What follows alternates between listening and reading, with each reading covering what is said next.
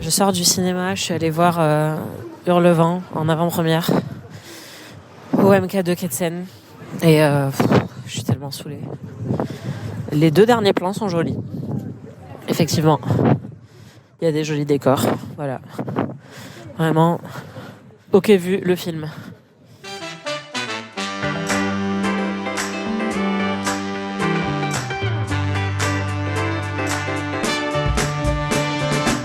Anaïs se fait des films. Se fait quoi? Anaïs se fait des films. Qui se fait des films? Anaïs se fait des films. Salut tout le monde et bienvenue dans Anaïs se fait des films, le podcast où l'on est dévoré de passion pour le cinéma. Ils sont beaux, ils sont maudits, ils sont partout. Vous avez sans doute vu les posters, les interviews, les tapis rouges et les bandes annonces de Hurlevent, le nouveau film d'Emerald Fennell avec Margot Robbie et Jacob Elordi en vedette. Il s'agit d'une énième adaptation du roman gothique d'Emily Brontë, publié en 1847, que l'on pourrait très brièvement résumer par une histoire d'amour très sombre et très toxique. Le film est en salle depuis le 11 février, pile à temps pour la Saint-Valentin, et avec son casting de stars giga sexy et sa bande-son trendy signée Charli XCX, l'anticipation était à son comble, y compris chez Casa Bordage.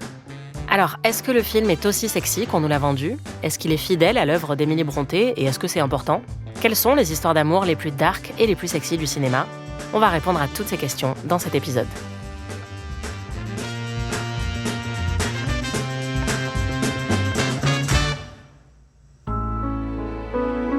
J'ai lu Les Hauts de Hurlevent d'Emily Brontë au début de mon adolescence et je l'ai aimé immédiatement et éperdument. Le roman raconte la relation entre Catherine, une jeune femme désargentée qui vit isolée dans la lande venteuse et reculée du nord de l'Angleterre, et Heathcliff, un orphelin qui a été recueilli à l'enfance par le père de Catherine. Les deux vont vivre une histoire d'amour contrariée, impossible, et lorsque Catherine décide d'épouser son voisin riche et un peu fade, ça part en sucette. Au programme, mort, folie, vengeance, cruauté extrême, bref, j'ai adoré. D'ailleurs, le fait que j'ai eu un tel coup de cœur pour ce récit extrêmement sombre à un si jeune âge aurait pu me donner un petit indice sur mon futur goût pour l'horreur. Le livre a connu de très nombreuses adaptations à l'écran et je dois avouer que je n'en ai vu quasiment aucune, tellement j'avais peur que mon expérience de lecture adolescente soit ternie par la vision de quelqu'un d'autre. Intense, moi? Pas du tout. Sauf qu'entre-temps, je suis devenue critique ciné, donc aller voir des films, ça fait quand même un petit peu partie du taf. Et en plus, la toute dernière adaptation, signée Emerald Fennell, affichait un casting très alléchant, des acteurs à la BO en passant par l'équipe technique. Je suis donc allée voir le film la veille de sa sortie en salle, lors d'une avant-première. Pourquoi? Parce que j'ai pas été invitée aux projections de presse, ce qui est dommage parce que si j'avais pu le voir avec un petit peu plus d'avance, j'aurais pu avoir le temps d'inviter quelqu'un dans cet épisode et contraster ma propre opinion, faire une interview avec un membre de l'équipe pour comprendre un petit peu quelle était la vision qui avait été placée dans ce film. Mais comme j'ai dû faire cet épisode à l'arrache et que je suis toute seule, il va falloir vous contenter de ma seule opinion de meuf aigrie et m'écouter démolir ce film pendant tout l'épisode.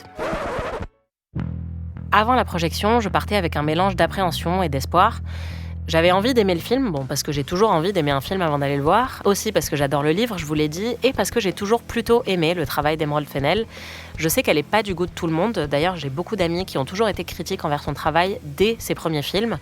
Personnellement, j'ai toujours été plutôt dans le camp de ses défenseurs, mais là je crois que je vais être un peu contrainte de changer de team. Alors, qui est Emerald Fennell? Emerald Fenouil en VF. C'est une scénariste et réalisatrice britannique qui a connu une ascension assez fulgurante dans l'industrie du cinéma puisque pour son premier long métrage, Promising Young Woman, elle a décroché un Oscar, celui du meilleur scénario. Son scénario était effectivement très bon, il était d'ailleurs sur la fameuse Blacklist d'Hollywood, une liste qui recense tous les ans les meilleurs scénarios qui n'ont pas encore été transposés à l'écran pour donner quelques idées aux gens qui auraient envie de s'en saisir. Finalement, Promising Young Woman a été fait, avec Carey Mulligan dans le rôle principal, et c'était une entrée en matière assez musclée pour Emerald Fennell, puisque c'est un film très subversif et très malin sur la culture du viol. Every week, I go to a club. I act like I'm too drunk to stand. And every week, a nice guy comes over to see if I'm okay. You okay? You are so pretty.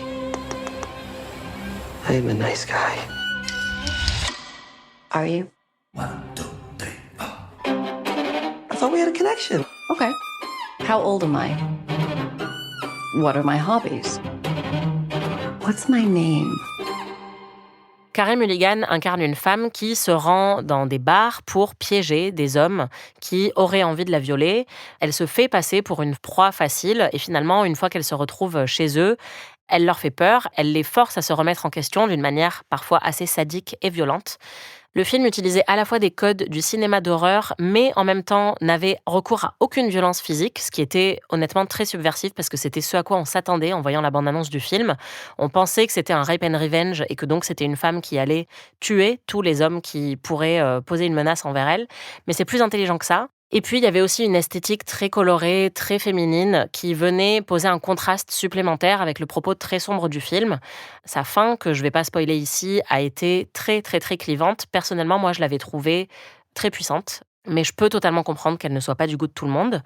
Ce qu'il faut aussi savoir, c'est que Emerald Fennell a reçu une éducation très prestigieuse et que pour son deuxième film, Saltburn, elle a suscité beaucoup d'agacement.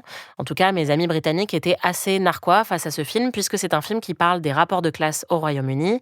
Ça parle plus spécifiquement d'un étudiant boursier à Oxford qui s'attire les faveurs d'un ami riche et qui va s'incruster de plus en plus dans sa vie. You all right? Yeah, I've got a flat tire. Take my bike. Hey, that is so kind. Thank you. I'm sorry I don't know your name. I'm Felix. Oliver. Oliver. Oliver, I love you. I love you. All right, cheers, Ollie. My parents, they've got problems. What kind of? What do you mean problems? I don't think I'll ever go home again. Well, why don't you come home with me? Come to Saltburn. Personnellement, moi, ça m'avait pas dérangé que Emerald Fennell raconte cette histoire. Au contraire, je me suis dit qu'elle parlait de ce qu'elle connaissait, c'est-à-dire la bourgeoisie anglaise. Mais c'est vrai que le fait de dépeindre la classe populaire comme une classe de ploucs arrivistes psychopathes, quand on vient d'une famille poche, ça peut être mal perçu, notamment au Royaume-Uni. Elle a donc beaucoup de détracteurs. Je pense aussi que c'est une cinéaste qui n'est vraiment pas intéressée par la subtilité. Elle aime faire de la provoque dans ses films. Et quand c'est bien fait, moi, je trouve que c'est très réussi. Je me suis donc souvent retrouvée à prendre sa défense, même avec des amis dont je respecte beaucoup l'opinion, parce que j'étais très cliente de son cinéma. Promising Young Woman, j'ai vraiment adoré. Saltburn, j'ai trouvé ça assez beau visuellement et très divertissant et subversif malgré les très gros défauts du film, et notamment son absence totale de subtilité. Et si je vous dis ça, c'est aussi pour que vous sachiez que je ne vais pas taper sur Hurlevent parce que je n'aime pas Emerald Fennell. Au contraire, j'avais vraiment envie d'être de son côté. Mais là, avec Hurlevent, je peine vraiment à trouver des qualités rédemptrices au film.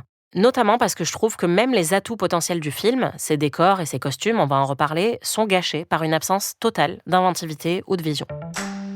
Pour les gens qui me connaissent du podcast Amis, vous savez que j'aime bien résumer les films en 30 secondes. Et je pense que c'est une tradition que j'aimerais conserver dans les épisodes d'Anaïs se fait des films. Alors c'est parti pour le pitch. Hurlevent d'Emerald Fennell, c'est l'histoire d'une drama queen hyper relou et puérile qui est jouée par Margot Robbie et qui tombe amoureuse littéralement du premier mec qu'elle croise en fait. Et spoiler, ça finit mal forcément. Comme quoi parfois avoir du choix c'est pas mal aussi. Lui il est méchant, colérique et il lui manque une dent.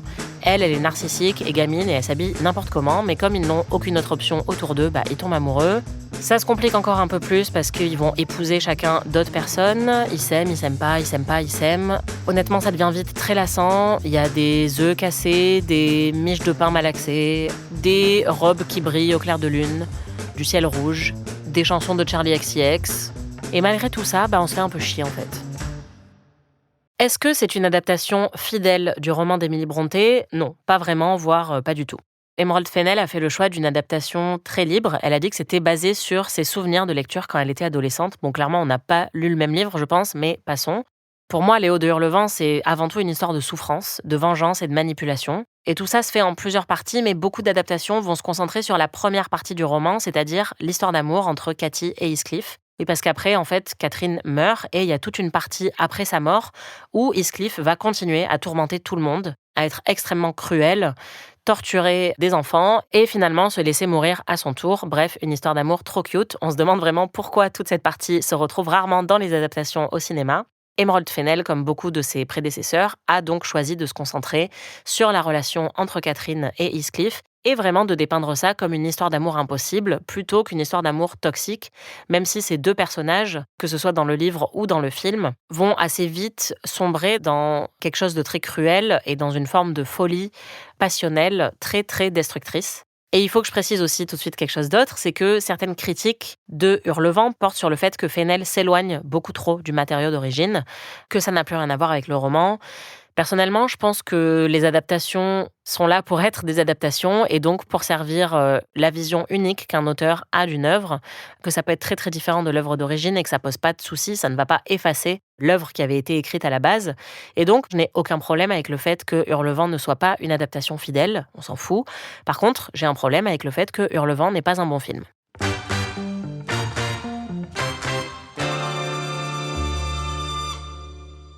Qu'est-ce qui me pose problème dans le film ? Beaucoup de choses, mais principalement le fossé qu'il y a entre les promesses faites par le film et le résultat final.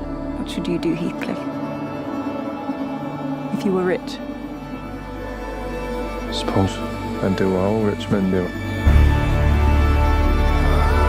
Live in a big house.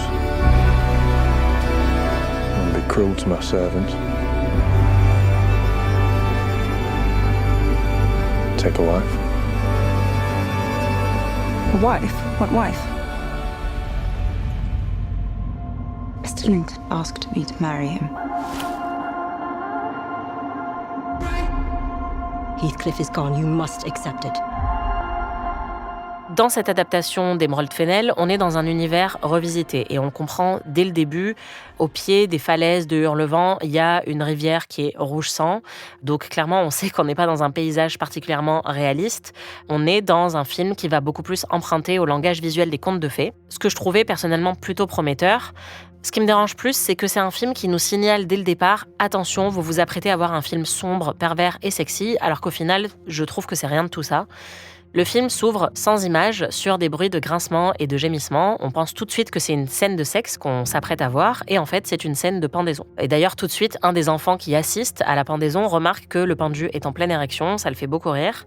On a un gros plan sur le sexe en érection de ce pauvre monsieur qui est en train d'être pendu, et juste après, on voit la foule visiblement excitée par l'exécution à laquelle elle vient d'assister. Il y a des gens qui se tripotent en pleine rue. Donc, ok, vous avez compris, le ton est donné. Emerald Fennell veut télescoper pulsion de sexe et pulsion de mort. C'est une idée qui est certes pas très originale, mais qui reste subversive, surtout quand elle est bien déployée. Pour moi, le problème, c'est que pour toute la perversité qu'elle essaie de montrer, Emerald Fennell va plutôt avoir tendance à aller vers une esthétique très lisse et très propre. En fait, c'est un film dans lequel rien ne déborde. Certes, il y a beaucoup de violence dans le film, il y a beaucoup d'idées vulgaires et répugnantes. Il y a du vomi, il y a un pendu en érection, il y a du sang, il y a tous ces codes-là, mais en fait, ils sont utilisés d'une manière que je trouve tellement lisse qu'on ressent jamais la poisse, l'angoisse, le malaise que l'œuvre prétend vouloir susciter, puisque je pense vraiment que c'est comme ça qu'Emerald Fennell a conçu son film. Dans le genre du conte de fées sombre, on a quand même de très très bons exemples, Suspiria par exemple, mais aussi très récemment The Ugly Stepsister, que j'ai pas particulièrement aimé, mais qui a un côté vraiment dégueu, avec du gore très très très poussé et très dérangeant. Je pense à La Favorite de Yorgos Lanthimos, qui pour moi fonctionne aussi beaucoup mieux dans ce même registre, ou encore Tale of Tales de Matteo Garonne, que j'ai vraiment pas aimé, mais qui avait une identité esthétique beaucoup plus puissante, je trouve, que Hurlevent. En fait, Emerald Fennell a toujours eu des tics un petit peu pop dans sa mise en scène. Elle aime les couleurs vives, elle aime les beaux costumes, elle aime l'esthétique très très lisse. Et je trouve que ces tics-là, qui fonctionnaient hyper bien dans Promising Young Woman, ici, ils vont aplatir le récit. On est dans un univers qui est gothique et romantique. Et donc le fait d'y ajouter des robes de princesse colorées, ça marche pas. Au lieu d'amplifier l'aspect sombre du film, ça va au contraire lui donner un aspect trop rangé et trop fabriqué aussi. Moi, ça m'a rappelé Bridgerton, par exemple, les costumes et les décors. Et j'ai vraiment pas de problème avec le fait qu'on utilise des costumes ou des décors pop, ou même qu'on fasse preuve d'anachronisme dans un récit qui est censé se dérouler au 19e siècle, qu'il y ait une ambiguïté sur l'époque à laquelle ça se passe. Tout ça, c'est pas un problème pour moi. Par contre, je pense que là, il y a une esthétique qui, au lieu de nous absorber dans le récit, va créer une distance. C'est le cas aussi avec la musique anachronique de Charli XCX. Moi, je suis une grande fan de Charli XCX. J'avais très très hâte d'écouter sa bande-son et de voir comment elle allait être déployée dans le film. Et en fait, je trouve que ça dessert totalement Hurlevent, parce qu'à chaque fois que cette musique arrive, ça crée une distance. Au lieu d'être happé par l'intrigue, je vois le film qui est en train de me dire « Regardez, je fais un truc décalé. Regardez, il y a Charli XCX. Regardez, j'utilise des codes modernes dans un récit ancien. » Moi, à chaque fois, ça m'a totalement sorti de ce que j'étais en train de regarder. En fait, j'ai l'impression que le film est tellement plus intéressé par ses choix esthétiques et ses signalements un petit peu modernes qu'il en délaisse totalement l'intrigue et la psychologie qui est censée nous permettre de rentrer dans l'histoire. En fait, c'est un film dans lequel il n'y a pas beaucoup de vie, alors que c'est quand même censé parler des passions les plus intenses et les plus dérangeantes qu'on puisse ressentir en tant qu'être humain. Et là, à l'inverse, au lieu de voir une histoire qui me transporte, j'avais l'impression d'être face à un film poseur. J'aime pas trop employer cette expression parce que ça veut un peu tout et rien dire, mais là, pour moi, c'est vraiment ça. Je dirais même que c'est un film Instagram dans le sens où, oui, si je fais une capture d'écran de certains plans, ça pète vraiment visuellement. Il y a des plans qui sont très très beaux et qui seraient très facilement partageables et qui pourraient donner l'impression que Hurlevent est un film réussi. Sauf que, en tant qu'œuvre d'art à part entière, je trouve que ça se tient pas. Il y a cette expression en anglais qui dit qu'une œuvre est parfois meilleure que la somme de ses parts. Là, c'est l'inverse. C'est moins bon que la somme de ses parts. C'est-à-dire que si on prend toutes les parties séparées, que ce soit les costumes, les décors, le casting, la bande-son, c'est plein de choses qui pourraient être très très chouettes. Mais en fait, l'agglomération de tout ça dans le film ne prend pas. C'est une mayonnaise qui prend pas. Et je sais de quoi je parle parce que je n'ai jamais réussi à faire une mayonnaise. Une boum, c'est comme une mayonnaise. Si ça prend pas, c'est...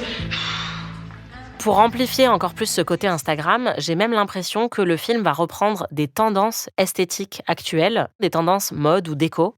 Il y a notamment une pièce avec un sol entièrement rouge, que j'ai trouvé très très beau, honnêtement. Mais ça, c'est une tendance déco très 2025. Ça s'appelle la tendance du 6e mur, c'est-à-dire qu'il y a quelques années, dans les blogs déco, on conseillait de peindre le plafond pour l'utiliser comme un 5e mur. Et actuellement, la nouvelle tendance, c'est aussi de peindre son sol pour l'exploiter comme un 6e mur. Et là, je peux pas m'empêcher de penser à ça quand je vois cette pièce. Je me dis, c'est une pièce qui cartonnerait sur les blogs déco Instagram que je suis à l'heure actuelle. Et en fait, j'ai l'impression qu'au lieu de créer sa propre identité visuelle, le film a fait appel à plein d'autres tendances, mais qui feront aussi que ça aura sans doute très mal vieilli dans 10 ans. Bon, tout ça, c'est l'aspect visuel, mais mon plus gros problème, c'est qu'il n'y a vraiment aucune psychologie. On est face à des personnages qui sont très cruels et très antipathiques. Et pour que ça fonctionne dans un récit de fiction, il faut qu'on comprenne un petit peu pourquoi ils sont aussi cruels, pourquoi ils sont aussi antipathiques, qu'est-ce qui se joue en fait émotionnellement pour eux.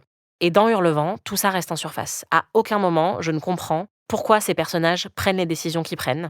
C'est des personnages qui sont censés être dévorés par la solitude, par la souffrance, le ressentiment, qui sont tellement rongés par leurs émotions qu'ils vont sombrer dans la folie et s'autodétruire. Ouais, vraiment, c'est trop ma came, ce genre d'histoire. Et pourtant, dans Hurlevent, j'ai l'impression qu'il y a une volonté d'aller plutôt vers le camp ou vers quelque chose de sexy et romantique, mais qui, du coup, oublie totalement de nous rappeler ce que ces personnages-là ressentent, au-delà d'une attirance physique. Et j'ai vraiment ressenti ce manque en regardant le film.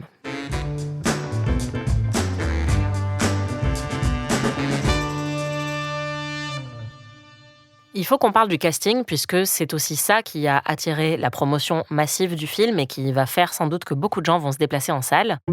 Le personnage de Catherine est incarné par Margot Robbie, et pour moi, c'est un des plus gros problèmes du film. Je pense que c'était vraiment pas la bonne personne pour incarner ce rôle. Il faut savoir que Margot Robbie est productrice aussi, et elle est productrice de ce film, et elle a un lien de longue date avec Emerald Fennell, puisque c'est elle qui a produit Promising Young Woman, et donc qui a permis à Emerald Fennell d'avoir la carrière qu'elle a aujourd'hui. Moi, je trouve que c'est une très bonne actrice, de Wolf of Wall Street à Barbie. J'ai toujours trouvé qu'elle était très bonne dans ses rôles. Mais au-delà du fait que, Catherine Earnshaw est censée être brune, je sais, on n'est pas censé trop s'attacher aux problèmes d'adaptation, mais moi, je l'ai toujours imaginée brune. Le plus gros problème, c'est qu'à aucun moment, je n'arrive à croire que Margot Robbie est une Anglaise déclassée du 19e siècle qui vit recluse dans les Landes du Yorkshire. Si vous n'êtes pas d'accord, évidemment, n'hésitez pas à me le dire, mais je suis désolée, j'y crois pas.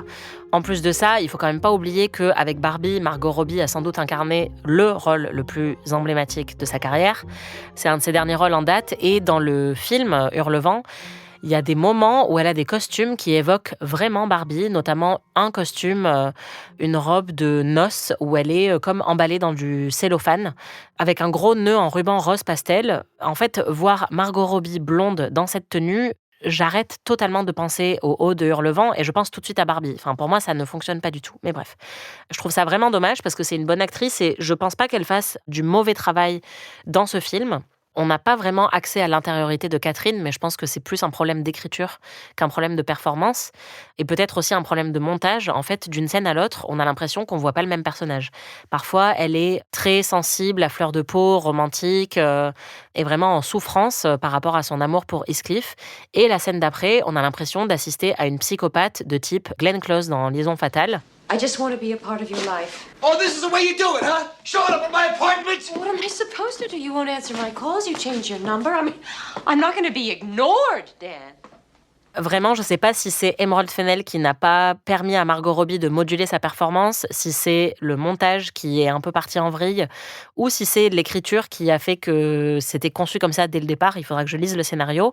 Mais je trouve qu'il y a une absence de cohérence dans ce personnage qui me pose vraiment problème. Et on va le voir, c'est aussi une absence de cohérence qui se retrouve, selon moi, aussi dans les décors et dans les costumes. Et puis, il y a Jacob Elordi qui joue Heathcliff. Heathcliff, c'est un personnage emblématique de l'histoire de la fiction, puisqu'il a été incarné à de nombreuses reprises. Moi, la seule adaptation que j'ai vue des Hauts de Hurlevent, c'est celle avec Ralph Fiennes, qui jouait Heathcliff, et Juliette Binoche, qui jouait Catherine. Je l'avais trouvé très bon dans le rôle, même si c'était pas vraiment le Heathcliff que je m'étais représenté en lisant le livre. J'étais plutôt partante pour voir Jacob Elordi dans ce rôle. Et je le trouve pas bon du tout, alors que pourtant je l'ai toujours trouvé bon en tant qu'acteur, je le trouve bon dans Euphoria, je le trouve même excellent dans Frankenstein de Guillermo del Toro, je vous en ai déjà parlé. J'avais l'impression qu'il avait révélé une sensibilité dans ce film-là que je ne lui connaissais pas. Et en fait, là, ça ne marche pas du tout. J'ai l'impression que lui-même ne croit pas à ce qu'il raconte, en fait, ou qu'il ne le prend pas vraiment au sérieux. Il y a des problèmes avec son accent aussi.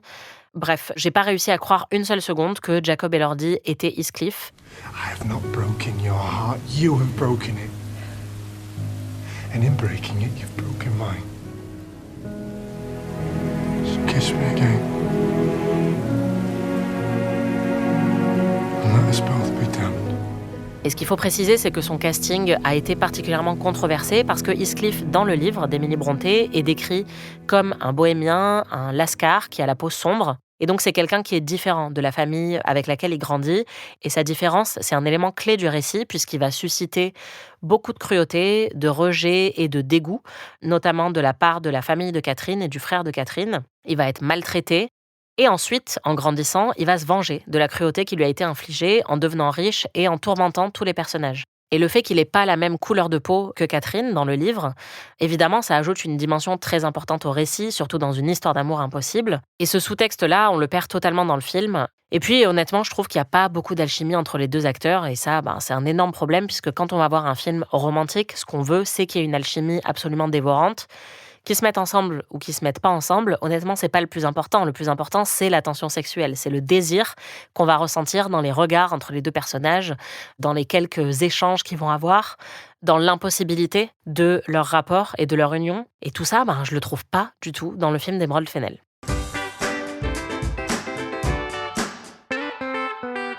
Et on en vient à la question que vous vous posez tous et toutes, chers auditeurs, chères auditrices.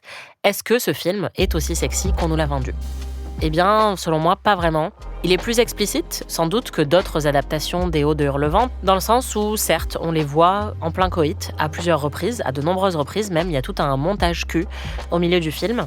Iniques dans leur lit, iniques dans la bruyère, iniques dans une calèche, iniques dans la forêt, iniques partout. Mais au final, ça reste très chaste dans la manière dont c'est filmé et surtout pas particulièrement romantique ou émoustillant ou inventif dans la mise en scène de leur rapprochement. À quelques exceptions près, il y a quand même quelques idées que je trouve chouettes, notamment leur premier rapprochement physique où en fait il va s'allonger sur elle et lui masquer la bouche et les yeux. C'est à la fois très émoustillant, un petit peu dérangeant, c'est sensuel et il va y avoir des rappels à cette scène plus tard dans le film. Ça, je trouve que ça fonctionne. Mais sinon, globalement, je trouve qu'Emerald Fennell n'a vraiment pas de sens pour l'érotisme. Ce que je trouve surprenant parce qu'on peut reprocher ce qu'on veut à Saltburn, son film précédent. Il y avait quand même de super idées et notamment pour moi, la meilleure idée, c'est Jacob Elordi qui prend un bain et ensuite le personnage de Barry Keoghan qui est obsédé par lui va boire l'eau du bain dans lequel s'est baigné Jacob Elordi. Ça, je suis désolée, c'est hyper subversif et à la fois très sexy et très cracra. Dans Hurlevent, on n'a pas de bonne idée comme ça. Ça manque vraiment pour un film qui est censé être sexy.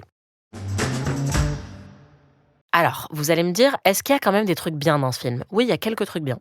Il y a quelques personnages qui sont pas mal. Mon personnage préféré, c'est un personnage secondaire, le personnage d'Isabella, qui est la belle-sœur de Catherine et qui est incarnée par Alison Oliver, qui, honnêtement, sauve un tout petit peu ce film. Isabella, donc, c'est la belle-sœur de Catherine et Heathcliff va l'épouser purement par vengeance. Il va la tourmenter et la torturer psychologiquement et espérer que ça atteigne Catherine mentalement. Donc vraiment, vous voyez, c'est un personnage très recommandable. Et Alison Oliver, elle était dans Conversation entre amis, elle était aussi dans Saltburn. Et je la trouve vraiment excellente et tout l'humour du film vient d'elle. Si seulement le film avait un petit peu plus poussé dans cette direction, je pense qu'il aurait été bien meilleur. D'ailleurs, ma scène préférée, et c'est aussi selon moi la plus sexy et la plus dérangeante, c'est celle où Heathcliff va séduire Isabella. Déjà, il se rend dans sa chambre en arrivant par la fenêtre. Il arrive, il est hyper grand. Elle a un crush sur lui depuis très longtemps, mais elle est aussi un petit peu terrifiée par sa présence. Et en fait, il lui dit qu'il compte l'épouser, mais il ne l'aime pas du tout et c'est uniquement pour faire du mal à Catherine. Et il lui dit « Est-ce que ça vous dérange ? Est-ce que je dois m'arrêter ?» Elle lui dit non. Et ensuite, il lui dit « Je vais vous traiter de manière abominable. Est-ce que ça vous dérange ? Est-ce que vous voulez que je m'arrête ?» Et elle lui dit non.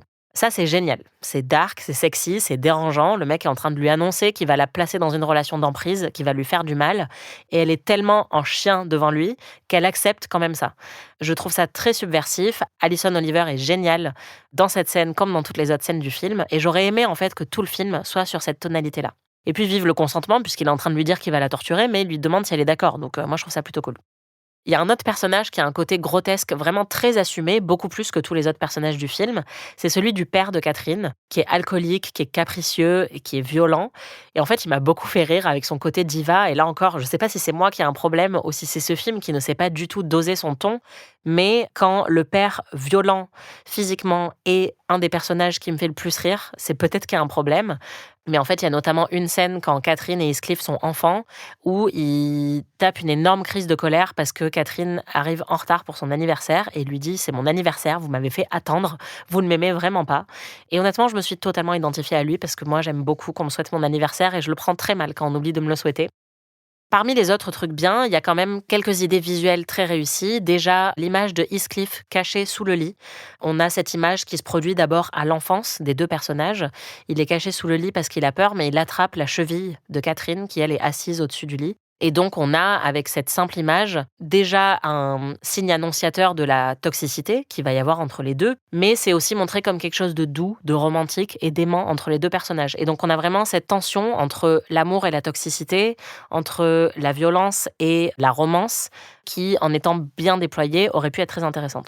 Il y a aussi une blague récurrente avec des œufs cassés dans le lit qui fonctionne très très bien. D'ailleurs, la deuxième fois qu'il y a des œufs cassés dans le lit, toute la salle dans laquelle j'étais pour la projection a fait « Oh !» Donc ce moment était très réussi. En fait, c'est un moment où Heathcliff a disparu depuis très longtemps de la vie de Catherine et elle est très déprimée puisqu'il n'est plus là.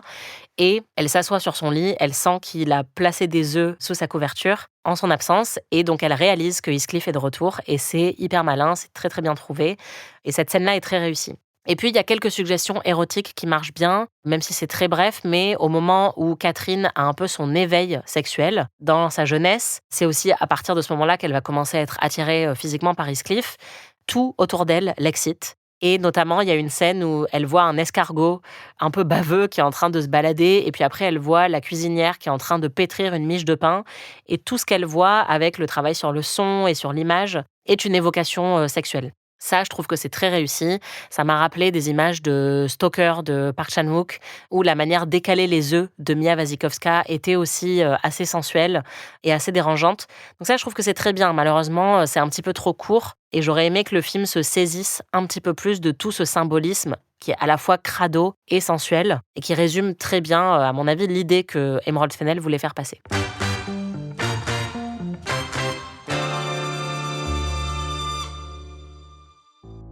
Et puis, la bonne idée qui est mal exploitée, selon moi, c'est celle des décors. Comme je vous l'ai dit, c'est une adaptation qui n'est pas du tout fidèle.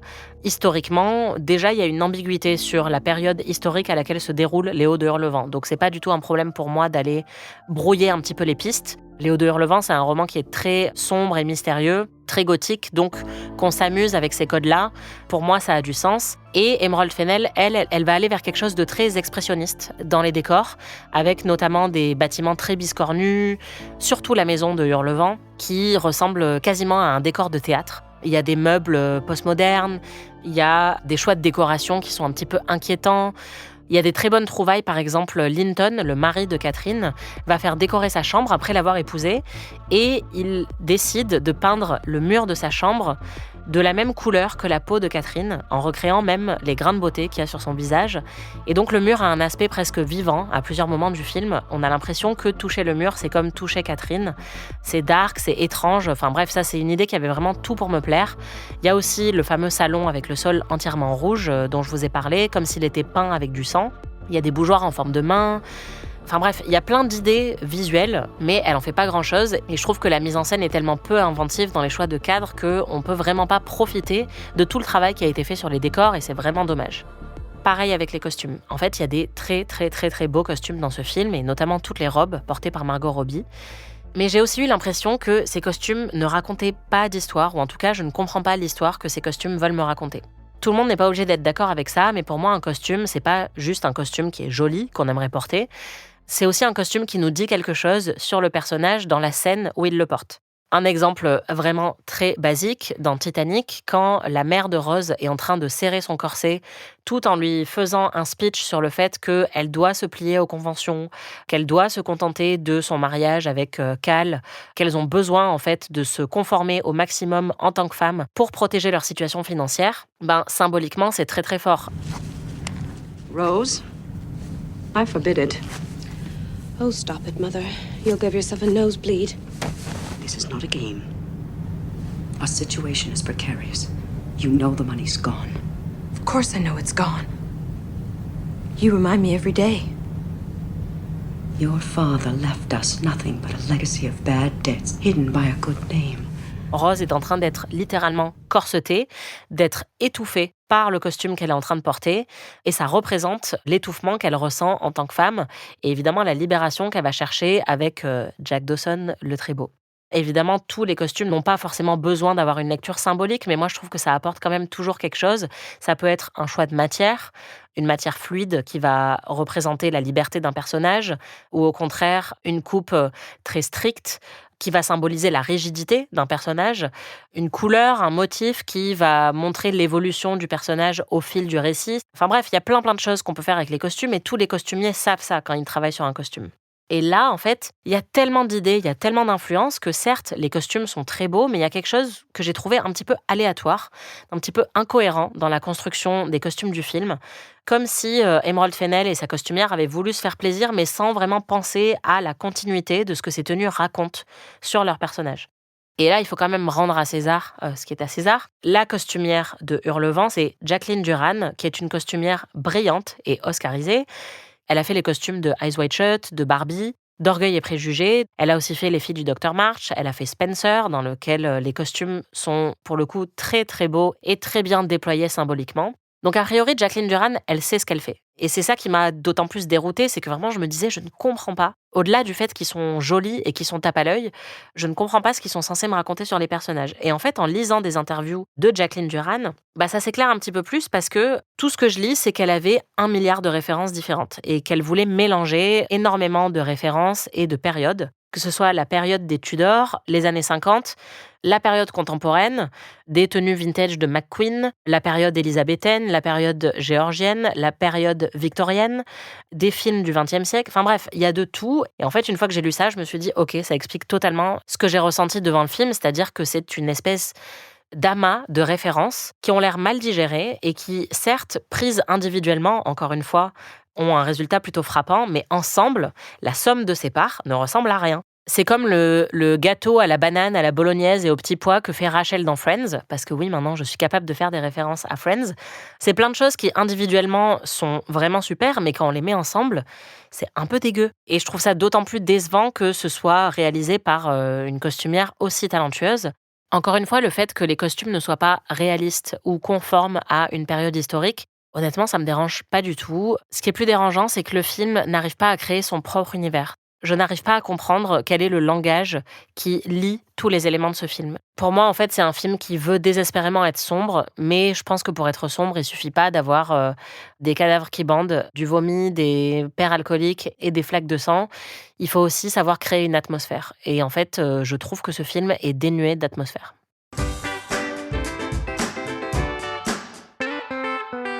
Je refuse d'entendre que ce film est fun, c'est pas fun. Je refuse d'entendre que ce film est sexy, c'est vraiment pas particulièrement sexy. C'est quelque chose que je vous ai déjà dit dans ce podcast, mais soyez plus exigeants avec vos films. Il y a plein de films qui sont fun, sexy, romantiques, subversifs et dérangeants, et qui sont bien mieux que Hurlevent. Et là, vous vous dites, ah bon, mais lesquels ? Eh bien, ça tombe bien. Des histoires d'amour qui sont romantiques, fun, sexy, vraiment subversives, voire dérangeantes, j'en ai plein sous la main. D'abord, je vais vous recommander Harold et Maude de Hal Ashby, un film de 1971 qui est très dérangeant. Pourquoi ? Parce que ça parle de l'histoire d'amour entre un homme qui a 20 ans et une femme qui a 79 ans. Et ils s'aiment vraiment, et oui, ils couchent ensemble dans le film. Lui, c'est un mec qui adore traîner dans les cimetières et simuler son propre suicide. Il est très dark. Elle, c'est une kleptomane très rigolote. Ils vont tomber amoureux tous les deux. Cette histoire d'amour n'a aucun sens, mais ça fonctionne dans le film. En plus, il y a une bande-son de Cat Stevens. Enfin, c'est vraiment un pur film des années 70. Si vous cherchez une histoire d'amour un petit peu plus dérangeante que Hurlevent, n'hésitez pas, Harold et Maude, à mon avis, devrait vous satisfaire. Je vous propose aussi La Secrétaire, avec James Spader et Maggie Gyllenhaal. Une histoire BDSM, très subversive et très sexy. Come into my office. Finally. This isn't just about typos. It's your behavior. What about my behavior? It's very bad. I'm very fond of you. I'm your secretary. If we can fully experience pain, we can live a more meaningful life. He's the best. Are you doing something sexual? There are other ways to show your feelings. We can't do this 24 hours a day, 7 days a week. Why not? Maggie Gyllenhaal joue la secrétaire d'un avocat joué par James Spader, un avocat très rigide. Elle est très mal dans sa peau, elle s'automutile régulièrement, c'est vraiment quelqu'un qui va pas bien dans sa vie et en fait à travers le rapport de domination que le personnage de James Spader va développer avec elle, elle va regagner en autonomie et ça va se transformer en histoire d'amour. Alors oui, il y a des passages qui sont très sombres, mais honnêtement ça fonctionne super bien et c'est très très sexy. Il y a aussi Sailor et Lula de David Lynch. On avait consacré un épisode entier d'Amis à ce film, bien plus romantique et bien plus subversif et bien plus sexy que Hurlevent, selon moi, avec Nicolas Cage en veste en peau de serpent et Laura Dern en barésie trouée. Cold War de Pavel Pawlikowski, immense histoire d'amour, très très belle, en noir et blanc, très subversive aussi. C'est une histoire d'amour qui est assez sombre et assez violente. Je ne veux pas vous en dire plus, mais c'est vraiment très très beau. Un de mes films préférés, Take This Waltz, de Sarah Polley, avec Michelle Williams, Seth Rogen et Luke Kirby. Michelle Williams joue une femme qui est très heureuse dans sa vie romantique avec son conjoint, qui est joué par Seth Rogen, jusqu'au jour où elle rencontre un homme qui l'émoustille totalement. Elle se dit, bon, c'est pas grave, de toute façon, je le recroiserai plus jamais, puisqu'elle le croise pendant un voyage. Et en fait, il se trouve qu'il vient d'emménager en face de chez elle. Et à partir de là, il y a un triangle amoureux qui va se développer, sachant qu'elle reste très amoureuse de son mari et que donc elle est très très mal de aussi développer des sentiments et une attirance physique pour quelqu'un d'autre. C'est très sexy, c'est très beau, c'est un film pour les femmes et pour le coup qui nous prend pas pour des cons. I just kissed the top of your head, ever so gently. And very, very slowly, I just grazed your lips with mine. But because you're married, I didn't dare kiss them. No. Instead, I worked my way slowly down your neck, and I kissed every inch of it. Une autre histoire d'attirance très dérangeante, c'est Red Road d'Andrea Arnold. Je pense que ce film a été une vraie révolution pour moi, et notamment pour ma découverte du female gaze. Après, je vous recommanderais honnêtement n'importe quel film d'Andrea Arnold si vous voulez voir des histoires d'attirance subversives et sexy et romantiques.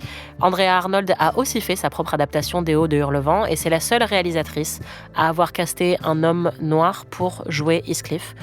Voilà, je vous dis ça comme ça. Red Road, honnêtement, je peux pas trop vous en révéler sur le film parce que je pense que la surprise fait partie du plaisir, mais c'est assez dérangeant. Dans les histoires d'amour sexy, romantiques, subversives, je vous recommanderais aussi n'importe quel film de Jane Campion, mais je vais vous conseiller en particulier In the Cut, parce que c'est un des moins connus. Jane Campion, elle est connue pour faire beaucoup de films en costume, de films d'époque, mais In the Cut, c'est un film contemporain, et c'est l'histoire d'une prof d'anglais à New York qui va se rapprocher d'un flic qui est en train d'enquêter sur une série de meurtres, et il y a un doute qui se sème entre eux, et une attirance physique en même temps très très forte. Il y a des scènes de sexe incroyables. C'est pour moi le female gaze absolu, comme tout ce que fait Jane Campion d'ailleurs. C'est très sexy, c'est parfois dérangeant, c'est génial. Regardez In the Cut de Jane Campion. Et puis dans les histoires d'amour à la fois romantiques et toxiques, il y a aussi Phantom Thread, par exemple, de Paul Thomas Anderson. Sublime récit romantique qui révèle aussi une dynamique de pouvoir entre les deux personnages. Très très beau, aussi dans des costumes d'époque, une musique absolument incroyable. Vous pouvez aussi regarder The Lobster de Yorgos Lanthimos. Yorgos Lanthimos, là aussi, quelqu'un qui est très doué pour créer des atmosphères sombres, dérangeantes, où en fait la violence et le sexe sont jamais trop éloignés l'un de l'autre. Dans The Lobster, c'est l'histoire d'amour assez incongrue entre deux célibataires qui se rencontrent dans un centre où on force les gens à se mettre en couple. Ça fonctionne super bien. Il y a aussi Nosferatu de Robert Eggers qui est sorti l'année dernière, qui est une histoire d'amour, une histoire d'emprise entre Lily Rose Depp et un vampire, Nosferatu. Hyper dark, hyper beau. Je vous conseillerais aussi toute la filmographie de Park Chan-wook, le réalisateur coréen. Pour moi, c'est le maître de la tension sexuelle dérangeante. C'est lui qui a fait Old Boy, c'est lui qui a fait Stalker, que j'adore, avec Mia Wasikowska, qui développe un petit kink sur son oncle, qui est tueur en série. Hey, Stoker! Or do you go by Stroker now? Because I hear that's what your mom's been doing to your uncle. Could we talk about your living here with Charlie like this? It's a bad habit, you know. Sneaking up on people? Following uncles around. Personnellement, je trouve ça bien plus dark et bien plus sexy que Hurlevent. Il y a aussi Thirst de Park Chan-wook, qui est un film de vampire où un prêtre va être transformé en vampire et développer une attirance pour une femme pour laquelle il ne devrait pas avoir d'attirance. C'est hyper cracra, les bruits de succion me hantent encore des années après l'avoir vu. Et c'est aussi très très beau. Il y a aussi Phantom of the Paradise de Brian De Palma, qui est un film que j'adore. Et à chaque fois que j'en parle dans ce podcast, je dis le fantôme de l'opéra, mais c'est pas ça le vrai titre, c'est Phantom of the Paradise. Et donc, c'est l'histoire d'un compositeur maudit qui hante un opéra et notamment la femme dont il est amoureux, qui est la vedette de l'opéra qui se produit dans ce lieu. C'est un film très mélancolique, très triste, très sombre, très camp parfois. Et puis honnêtement, même Twilight, c'est plus dark et plus sexy que Hurlevent. Je vais pas vous mentir. Et puis pour finir, je vous recommande quand même certains de mes films romantiques préférés. Ils sont pas forcément dark, mais ils sont très romantiques. Parce que je pense que ce qu'attendent les gens quand ils vont aller voir Hurlevent, surtout en cette période de Saint-Valentin, c'est d'être transportés par une romance. C'est d'avoir le sourire coincé sur les lèvres parce qu'ils sont en train d'assister à l'histoire d'amour totalement enveloppante de deux personnages. Et ça, pour moi, Hurlevent ne le fait pas bien du tout, mais il y a des films qui le font très bien. Le plus évident, c'est Quand Harry rencontre Sally de Rob Reiner, coécrit par Nora Ephron. C'est sans doute la plus grande comédie romantique de tous les temps et c'est un incontournable absolu. En plus poétique, vous avez aussi la trilogie Before de Richard Linklater, Before Sunset, Before Sunrise, Before Midnight. 3 films absolument sublimes. Portrait de la jeune fille en feu de Céline Sciamma, c'est un de mes films préférés, un de mes films romantiques préférés. Un film subversif lui aussi à sa manière, même s'il a été qualifié de classique par des gens qui, à mon avis, avaient tort. C'est un film qui cherche à réinventer la manière dont on parle d'amour, notamment dont on parle d'amour entre femmes, et qui le fait magnifiquement bien. Si Hurlevent avait 1/1000 de la tension sexuelle qu'on trouve dans Portrait de la jeune fille en feu, ça aurait été bien mieux. Brève rencontre de David Lean, c'est un film de 1945 qui reste à ce jour un des films les plus beaux que j'ai vus de ma vie. C'est, comme son titre l'indique, l'histoire d'une rencontre brève entre 2 personnes qui se croisent dans une gare, qui vont tomber amoureux, mais qui ne peuvent pas être ensemble puisqu'ils sont mariés. Ils vont développer une liaison illicite et être un petit peu rongés par la culpabilité qu'a occasionné cette rencontre.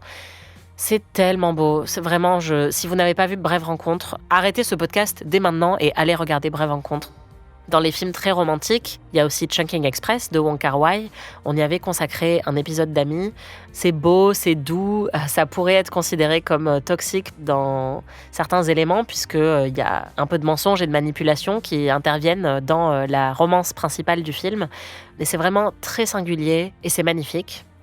Hors d'atteinte de Soderbergh. Un jeu du chat et de la souris entre un criminel et une flic. Lui est joué par George Clooney, elle est jouée par Jennifer Lopez.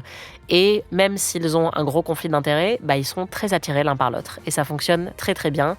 Soderbergh, lui aussi, est très bon pour créer de la tension sexuelle. Je rappelle que son premier film, c'était Sexe, mensonge et vidéo, que j'aime aussi beaucoup.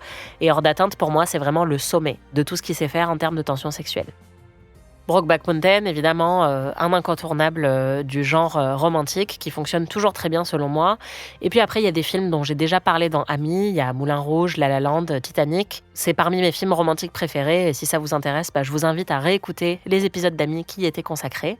Je vous mettrai évidemment la liste de tous ces films dans la description de l'épisode pour que vous puissiez faire votre marché.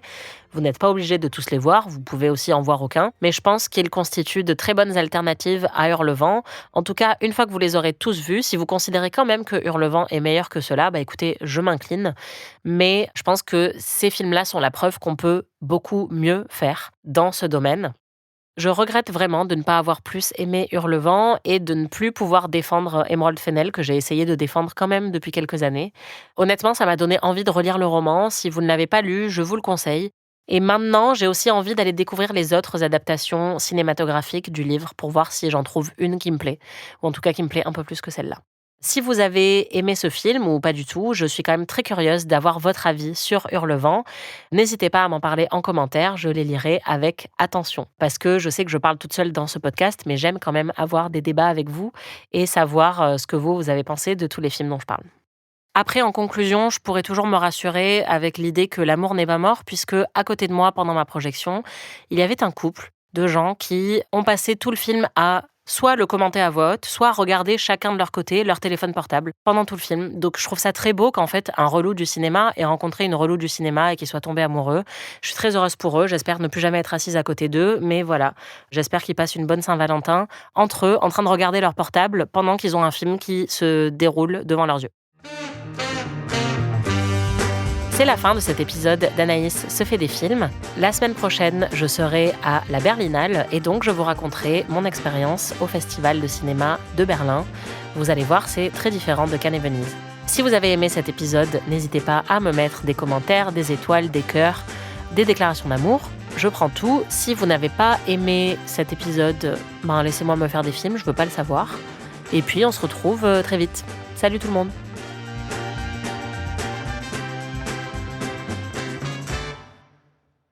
Anaïs se fait des films est un podcast d'Anaïs Bordage, c'est moi, produit par Slate Podcast.